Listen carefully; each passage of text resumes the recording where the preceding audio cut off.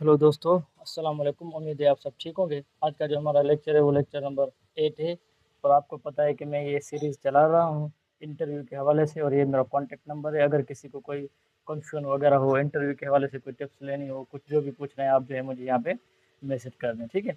सबसे पहले मैं बताता चलूँ, आपके पास बहुत ही काफ़ी मकदार में टाइम है। आप जो है वो रोज़मर्रा सुबह को भी शाम को भी एक शेड्यूल बनाएं जो है स्टडी करने का, और स्टडी भी अच्छे तरीके से करें, ठीक है। अगर किसकी हाईएस्ट मार्क हैं, किसी के लोएस्ट मार्क्स हैं, जो भी दिल में सारे वहम है वो ख़त्म कर दें। एसपीएससी की जो भी सिलेक्शन होती है वो on the basis of interview होती है। अगर आपकी 90 मार्क्स हैं या आपकी जो है वो 56 मार्क्स हैं, तो आपने जो है वो दिल शिकस्ता नहीं होना है। इनका प्योरली जो सिलेक्शन होती है on the basis of interview होती है, ठीक है। वो रिटन का जस्ट स्कोर देखते हैं कि भाई ये बंदा जो है वो बस वो क्या है, जो मतलब जो एलिजिबल हुआ है, ठीक है, इंटरव्यू के लिए। तो आपने पूरा जो है पोटेंशियल देना होता है। तो इसी की वजह से आप जो है वो तैयारी करते रहें अच्छे तरीके से। तो चलते हैं आज के पहले जो है वन लाइनर की तरफ। पॉल्यूशन। पॉल्यूशन असल में क्या होता है, is an undesirable change in the physical, chemical and biological characteristics of air, land and water. जब पानी, हवा और यानी ज़मीन के अंदर जो है वो उनके जो एक अनडिजायरेबल चेंज आ जाए, जो चीज़ें नेचुरली हैं उनके बरक्स जो है वो दूसरी चीज़ें उनके अंदर जो है वो मिल जाएं, तो ये क्या होती है, पॉल्यूशन होती है, ठीक है। मतलब एक अनडिजायरेबल चेंज हो जाए। बायोलॉजिकल कैरेक्टर्स भी हों, फिजिकल भी हों, केमिकल भी हों, तो इनको क्या कहा जाता है, पॉल्यूशन कहा जाता है। तो जस्ट आपने ये बतानी है। अगर आपसे टाइप्स पूछते हैं तो फिर आप बताएं एयर पॉल्यूशन, वाटर पॉल्यूशन या लैंड पॉल्यूशन, जो है नॉइज पॉल्यूशन, बहुत सारे होते हैं, ठीक है। रिकॉम्बिनेशन, री मीन्स अगेन, कॉम्बिनेशन मीन्स यानी कि क्या होते हैं, यूनियन ऑफ टू थिंग्स। तो रिकॉम्बिनेशन क्या है, way by which meiosis produces new combinations. असल में रिकॉम्बिनेशन जो होता है ये एक जेनेटिक रिकॉम्बिनेशन का टाइप है।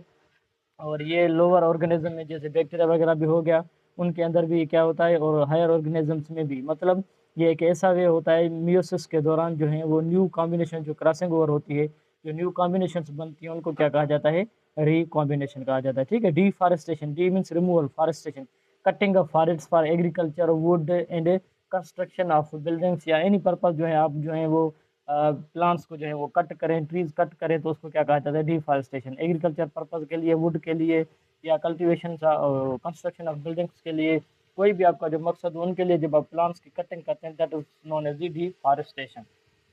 अफॉरेस्टेशन ऐसा होता है कि भाई new plantation and increasing the forest. जब हम जो है वो न्यू प्लांटेशन कराएं, न्यू जो है प्लांट्स जो है वो इंट्रोड्यूस कराएं इन्वायरमेंट में, तो उसको क्या कहा जाता है, अफॉरेस्टेशन। यहाँ पे कटिंग होता है, और अफॉरेस्टेशन डिफॉरेस्टेशन के उल्टा होता है, तो उसको हम क्या कहते हैं, अफॉरेस्टेशन, इंक्रीजिंग द फॉरेस्ट। तो मैं भी आपको कहूँगा कि भाई हर कोई अपने जो है वो इलाके में जो है वो कोशिश करे कि ट्री प्लांटेशन करे, जैसे क्लाइमेट चेंज को हम क्या करें, कोप कर सकें, ठीक है। उसके बाद हमारे पास एसिड रेन। एसिड रेन अभी हमारे यहाँ को रिसेंटली हुआ नहीं, पहले हुआ करता था बहुत सारा। अभी जो हालात हैं लग रहा है कि ये हमारे यहाँ भी हो सकते हैं। अब ये क्या होता है, emission of CO2, green house gases, या सल्फ्यूरिक एसिड जो है, या नाइट्रोजन ऑक्साइड्स जो है, जब हम इमिट कर रहे हैं इनटू एयर, तो ये क्या करते हैं, बाय इंडस्ट्रीज। अब ये क्या करते हैं, एटमॉस्फेयर में गैसेस के साथ मिलकर उनके साथ रिएक्ट करके क्या कहते हैं, moisture to form dilute sulphuric acid. तब क्या जब क्या होता है, then return to earth with rain water called acid rain. जब हम हमारी इंडस्ट्रीज जो हैं, जो भी हमारा सोर्स है emission of CO2, sulphuric acid, nitrogen oxide, जब वो जाकर एटमॉस्फेरिक एयर के साथ मिलता है तो वो डाइल्यूट कंडीशन में हो जाता है। जब भी रेन होती है तो ये उसके साथ मिलकर एसिड रेन काज करता है। अब इनके इफेक्ट्स होते हैं, कैंसर काजिंग होता है, या हमारी जो स्टेच्यूज होती हैं या बिल्डिंग्स मेंशंस होती हैं उनको भी क्या कर देते हैं, डिस्ट्रॉय कर देते हैं। DNA replication, process by which DNA is duplicated before cell division is called DNA replication. Replication होता है कॉपी, मतलब जब डीएनए अपना जो है वो सेम जो है वो टेम्पलेट बनाए तो उसको हम क्या कहते हैं, डीएनए रिप्लिकेशन। ऐसा प्रोसेस जिसमें डीएनए अपनी ही कॉपी बनाए तो उसको क्या कहा जाता है, डीएनए रिप्लिकेशन। अब इनके टाइप्स वगैरह होते हैं, ये वो आगे हम डिस्कस करेंगे। ट्रांसक्रिप्शन। ट्रांसक्रिप्शन क्या होता है, process of formation of mRNA from DNA in the nucleus, that is called transcription.